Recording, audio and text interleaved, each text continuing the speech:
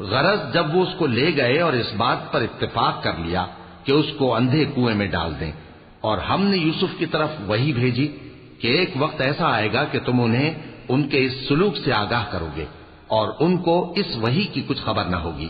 اور یہ حرکت کر کے وہ رات کے وقت باپ کے پاس روتے ہوئے آئے، کہنے لگے کہ ابا جان، ہم تو دوڑنے اور ایک دوسرے سے آگے نکلنے میں مصروف ہو گئے اور یوسف کو اپنے اسباب کے پاس چھوڑ گئے تو اسے بھیڑیا کھا گیا، اور آپ ہماری بات کو گو ہم سچ ہی کہتے ہیں باور نہیں کریں گے۔ اور ان کے کرتے پر جھوٹ موٹ کا لہو بھی لگا لائے۔ یعقوب نے کہا کہ یوں نہیں ہے، بلکہ تم اپنے دل سے یہ بات بنا لائے ہو۔ اچھا، صبر کہ وہی خوب ہے، اور جو تم بیان کرتے ہو اس کے بارے میں اللہ ہی سے مدد چاہیے۔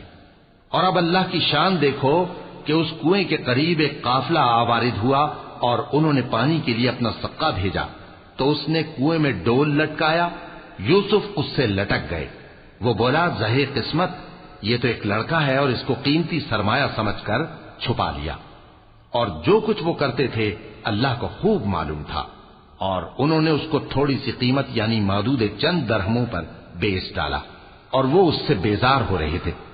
اور مصر میں جس شخص نے اس کو خریدا، اس نے اپنی بیوی سے جس کا نام زلیخا تھا کہا کہ اس کو عزت و اکرام سے رکھو، عجب نہیں کہ یہ ہمیں فائدہ دے یا ہم اسے بیٹا بنا لیں۔ اس طرح ہم نے یوسف کو سرزمین مصر میں جگہ دی۔